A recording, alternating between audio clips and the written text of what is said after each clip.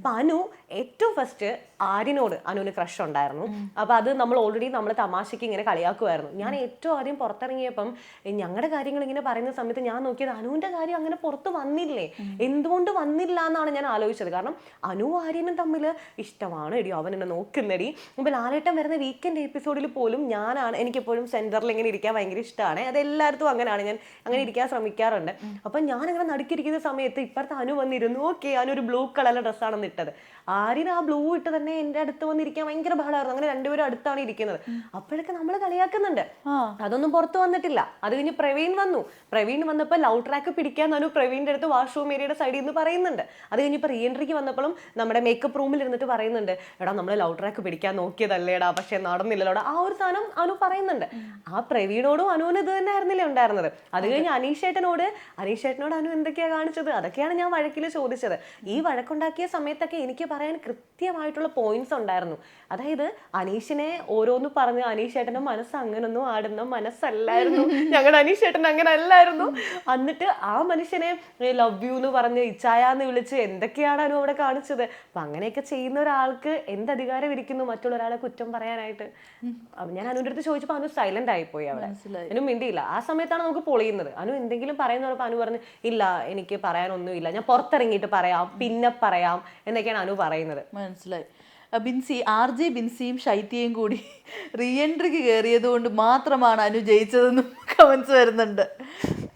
അങ്ങനെയുണ്ട്, അത് കണ്ടിട്ടില്ലേ? കണ്ടായിരുന്നോ? ഇല്ലായിരുന്നോ? ഇല്ല, ഞാൻ കണ്ടില്ല. അങ്ങനെ വരുന്നുണ്ടായിരുന്നു. അതായത് നിങ്ങൾ റീ എൻട്രിയിൽ കയറിയിട്ട് നിങ്ങള് നിങ്ങളുടെ മനസ്സിലുള്ള ഫീലിങ്സ് ആണ് പറയുന്നത്. പക്ഷെ നമ്മൾ നേരത്തെ പറഞ്ഞ ഫാമിലി ഓഡിയൻസ് ഇത് കാണുമ്പോഴത്തേക്ക് ഒരാളെ അങ്ങനത്തെ ഒരു സംഭവം ഉണ്ട്. ഒരാളെ ഇങ്ങനെ ആക്കുമ്പോഴത്തേക്ക് അവർ പക്ഷെ ആ ഒരു വിക്ടിം ആകുന്ന ആളെ മാത്രമേ ശ്രദ്ധിക്കുള്ളൂ എന്ന് തോന്നുന്നു. അപ്പോൾ അതുകൊണ്ടാണ് ഫിനാലയിൽ വന്നപ്പോഴത്തേക്ക് പെട്ടെന്ന് വോട്ട് കയറിയത്. റീ എൻട്രീസ് വന്നതുകൊണ്ടാണ് ഈ സീസണിൽ ഏറ്റവും കൂടുതൽ വന്നിട്ടുള്ള കമന്റ്സ് ആയിരുന്നു അത് ഒരു തെറ്റിദ്ധാരണ മാത്രമാണ്. കാരണം അനു എന്ന് പറയുന്ന വ്യക്തി ഈ ബിഗ് ബോസ് ഹൗസിൽ മത്സരിക്കാൻ കയറിയപ്പോ തന്നെ ഈ വിനു എന്ന് പറയുന്ന PR ഇട്ട സ്റ്റോറിയാണ് കപ്പ് ഞങ്ങൾ തൂക്കും. ആദ്യം തന്നെ ഇട്ടിട്ടുണ്ടായിരുന്നു, വിനു ഇട്ടിട്ടുണ്ടായിരുന്നു. അതിന്റെ സ്ക്രീൻഷോട്ട് സഹിതം നമ്മുടെ ശൈത്യടുത്തുണ്ട്. ശൈത്യ വരുമ്പോൾ നമുക്ക് ചോദിക്കാം. അപ്പം അങ്ങനെ വിനു പറഞ്ഞിട്ടുണ്ടായിരുന്നു. അത് മാത്രമല്ല, നമുക്ക് ഗെയിമിന്റെ ആ ഒരു ട്രാക്ക് പോകുന്ന കാണുമ്പോഴേ അറിയാം ഇത് അനുവിനുള്ളതാണെന്നുള്ളത്. ഇതിനെങ്ങനെ ഇത്ര കോൺഫിഡൻസോടെ ആദ്യം തന്നെ പറയുന്ന കപ്പ് തൂക്കും എന്നുള്ള കാര്യം? അത് പൈസയുടെ പവർ എന്ന് വേണേൽ നമുക്ക് പറയാം. മനസ്സിലായി. അപ്പം ഇപ്പൊ അനു തന്നെ എന്റെ അടുത്തൊക്കെ അനു, ഞാൻ ആ വഴക്കിന്റെ ഇടയ്ക്കും പറയുന്നുണ്ട്, അല്ലാണ്ടും പറയുന്നുണ്ട്, അനു പറഞ്ഞതാണ് നമ്മുടെ അടുത്ത് 16 ലക്ഷം കൊടുത്തു എന്നുള്ള കാര്യം. പിന്നെ അത് കൃത്യമായിട്ട് പറയുന്നു, ശൈത്യ പറയുന്നു, ഇപ്പോഴും ഒരു വീഡിയോസ് ഇട്ടുകൊണ്ടിരിക്കുകയാണ്.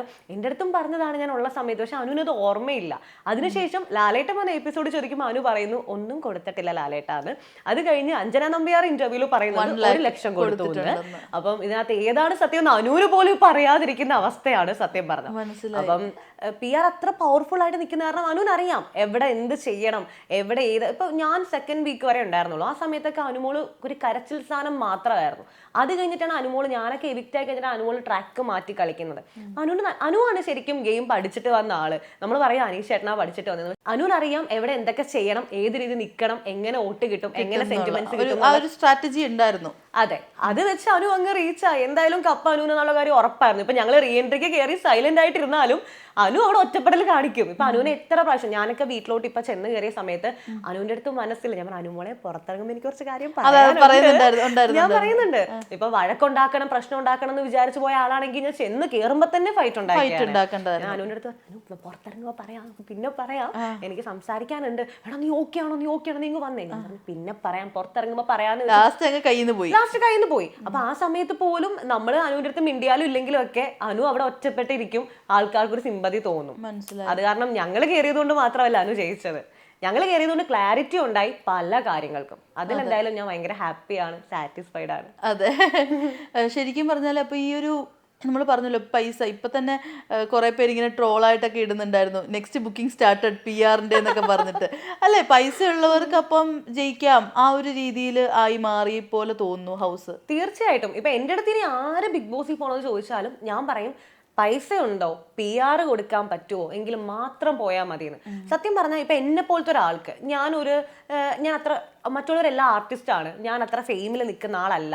സോ എന്നെ അറിയണമെങ്കിൽ ഞാൻ ഇപ്പൊ ആലോചിക്കുന്നുണ്ട്, ഞാനൊരു PR കൊടുത്തിരുന്നെങ്കിൽ കുറച്ചുകൂടെ ആൾക്കാരിലേക്ക് എനിക്കൊരു റീച്ച് ഉണ്ടായിരുന്നു. Yes, അതൊരു PR-ന്റെ പോസിറ്റീവ് സൈഡാണ്.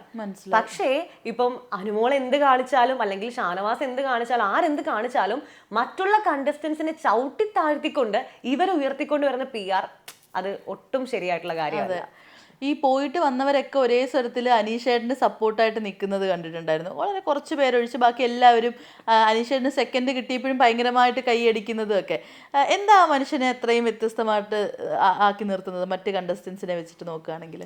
അനീഷേട്ടൻ നല്ലൊരു മനുഷ്യനാണ്, നല്ലൊരു വ്യക്തിത്വം ഉള്ള ഒരു വ്യക്തിയാന്ന് പറയാം. കാരണം അനീഷേട്ടൻ നമ്മൾ ആദ്യം ചെല്ലുന്ന സമയം തൊട്ട് ഇന്ന് വരെ ഒരാളെ മോശം പറഞ്ഞ് അല്ലെങ്കിൽ ഒരു ചീത്ത വാക്ക് പറഞ്ഞ് ഞാൻ ഇതുവരെ കേട്ടിട്ടില്ല. ആരോടും അങ്ങനെ കുറ്റം പറയുന്നത് ഞാൻ കേട്ടിട്ടില്ല. അപ്പം അയാള് ആദ്യം വരുന്ന സമയത്ത് നമുക്ക് ഭയങ്കര ഇറിറ്റേഷൻ ആയിരുന്നു. പുള്ളിയുടെ ഈ ഒരു സുപ്രഭാതം ബിഗ് ബോസ് അതും ആ നടക്കലും ഒക്കെ നമുക്ക് ഭയങ്കര ബുദ്ധിമുട്ടാണ്. ട്രെൻഡായി. യെസ്, പിന്നെ അത് ട്രെൻഡായി. ആളുടെ ഗെയിം ആണെന്ന് ഞാൻ പറയത്തുള്ളത്. അന്നും ഇന്ന് ഞാൻ ഇങ്ങോട്ട് വരുന്ന വഴിക്ക് കാറിലിരുന്നപ്പോൾ കണ്ടതാണ്.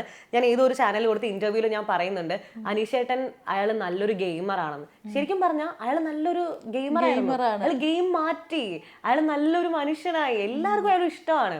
സോ എന്റെ മനസ്സിൽ സത്യം പറഞ്ഞ അനീഷേട്ടൻ ജയിക്കണമെന്നായിരുന്നു ആഗ്രഹം, ഭയങ്കര ആഗ്രഹമായിരുന്നു. അതുപോലെ പറയാതിരിക്കാൻ പറ്റാത്ത ഒരാളാണ് നെവിൻ. നെവിൻ ഇല്ലാത്തൊരു ബിഗ് ബോസിനെ കുറിച്ച് ബിഗ് ബോസ് സത്യം പറഞ്ഞു കഴിഞ്ഞാല് മറ്റേ മരുഭൂമിയിലെ മഴ പോലെ ആയിരുന്നു നെവിൻ. അതെ അതെ അതെ, നെവിൻ ഭയങ്കര. നെവിൻ ആദ്യം ഫേക്ക് ആണോന്ന് ഞാനിപ്പം കേറിയപ്പോ അവനോട് പറഞ്ഞാ, നീ ഫേക്ക് ആണോന്ന് എനിക്ക് ഭയങ്കര ഡൗട്ട് ഉണ്ടായിരുന്നു. ഞങ്ങൾ ഫൈറ്റ് ഒക്കെ ഉണ്ടാക്കിയതാ. പക്ഷെ നെവിൻ അങ്ങനെ ആണ് ശരിക്കും. അത് ഭയങ്കര ഒരു മനുഷ്യൻ എപ്പോഴും ഇങ്ങനെ ചിരിച്ചുകൊണ്ടിരിക്കാൻ പറ്റുക എന്ന് പറഞ്ഞാൽ ഭയങ്കര ഒരു പിന്നെ ബ്ലെസ്സിങ് ആണ്. കോമഡി കാണിക്കുന്നുണ്ടെങ്കിലും റിയാക്ട് ചെയ്യേണ്ട കാര്യങ്ങൾക്ക് റിയാക്ട് ചെയ്യുന്നു. അതെ സത്യം, എനിക്ക് നെവിനെ ഭയങ്കര ഇഷ്ടമാണ്. നെവിൻ എടുത്ത് പറയാറുണ്ട്, ഞാൻ പ്രപ്പോസ് ചെയ്തപ്പോ നിനക്ക് യെസ് പറഞ്ഞുകൂടായിരുന്നോ? ഞാൻ പറഞ്ഞു അന്ന് അത്രയും ചിന്തിച്ചില്ല. അന്ന് ഇവൻ അനുമോളെ വിട്ടിട്ടാണ് എന്റെ അടുത്ത് പറയുന്നത് ജിൻസിനെ ഇഷ്ടമാണ്. ഞാൻ പറഞ്ഞു ഞാൻ പിന്നെ എങ്ങനെ യെസ് പറയാനാ? പക്ഷെ നമ്മൾ അകത്ത് കയറിയ സമയത്ത് ഒരു ചാട്ടം ഉണ്ടായിരുന്നല്ലോ.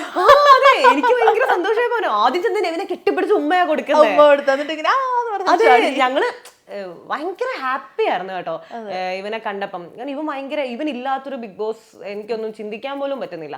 ഒരുപാട് ആൾക്കാർ അത് പറയുന്നുണ്ട് പുറത്ത്. കാരണം നെവിൻ എന്റർടൈൻമെന്റ് ആണെങ്കിൽ എന്റർടൈൻമെന്റ്, വഴക്കിനാണെങ്കിൽ കാര്യം പറയാനായിട്ട് തന്നെ നെവിൻ സ്വിച്ച് ഇട്ട പോലെ ആയിരിക്കും. അവൻ ഭയങ്കര ചിരിച്ചോണ്ട് നിൽക്കായിരിക്കും, പെട്ടെന്ന് സ്ട്രോങ് ആയിട്ട് നമുക്ക് കാര്യം പറയും, ബാക്ക് ടു അവന്റെ ആ ഒരു ചിരിയിലേക്ക് വരും. നല്ലൊരു ക്വാളിറ്റിയാണ്. ഈ റീ എൻട്രിക്ക് പോകുന്ന സമയത്ത് നേരത്തെ വാങ്ങി വെച്ച ഔട്ട്ഫിറ്റ്സ് എത്ര എണ്ണം കൊണ്ടുപോയി? ഞാൻ ശാരിക ചേച്ചിനെ പോലെ എനിക്ക് എല്ലാ ദിവസവും ഇങ്ങനെ കണ്ടമാനം ഉടുപ്പ് മാറാൻ. എത്ര ഉടുപ്പാ മാറിയത് എനിക്കറിയത്തില്ല, 10-25 ഉടുപ്പെന്തോ മാറിയെന്ന് തോന്നുന്നു. ഒരു ദിവസം എന്തായാലും ഒരു 4 എണ്ണം വെച്ച് ആള് മാറിയിട്ടുണ്ട്. അയ്യോ എനിക്ക് അത്രയും പറ്റില്ലായിരുന്നു. അതാണ് ഞാൻ ഒരു ദിവസം 2 ഉടുപ്പ് വെച്ച് മാറി. ഭയങ്കര സന്തോഷത്തോടു കൂടി അവിടെ നിന്ന് ഇറങ്ങി. ശരിക്കും നിങ്ങൾക്ക് ഭയങ്കര വിഷമമായി കാണും അല്ലെ, അത്രയും ദിവസത്തെ കൊണ്ടുവന്ന സാധനങ്ങളൊക്കെ ഓർമ്മിപ്പിക്കല്ലേ? ഭയങ്കര വിഷമായിരുന്നു കേട്ടോ. നമ്മള് ഓൾറെഡി നമ്മളത് എല്ലാം ഷോപ്പ് ചെയ്ത് സെറ്റ് ആയിട്ടിരുന്നോളാൻ പറഞ്ഞിട്ട് നമ്മൾ എല്ലാ സാധനങ്ങളും മേടിച്ച് സെറ്റ് ആക്കിയിരിക്കുക. അതിനകത്ത് കുറച്ച് റിജക്ട് ചെയ്യുമെന്ന് നമുക്ക് അറിയാമായിരുന്നു. കളറിന്റെ സീനൊക്കെ വരുമ്പോൾ കളർ സീൻ ഉണ്ടോ? അതെ, കളർ ബ്ലീച്ച് ആവുന്ന കളേഴ്സ് ഒന്നും തേടി ഡബിൾ ഷെയ്ഡിന്റെ സാധനങ്ങളൊന്നും എന്റെ എല്ലാം റിജക്ട് ചെയ്തിട്ടുണ്ടായിരുന്നു. പിന്നെ ഭയങ്കര നൈസ് ആയിട്ടുള്ള സാധനങ്ങളെല്ലാം ഇവര് റിജക്ട് ചെയ്തിട്ടുണ്ട്. നൈസ് മീൻസ് കട്ടി കുറഞ്ഞിട്ടുള്ള ഭയങ്കര സോഫ്റ്റ് ആയിട്ടുള്ള മെറ്റീരിയൽസ് ഇല്ലേ, അതെല്ലാം റിജക്ട് ചെയ്തിട്ടുണ്ടായിരുന്നു.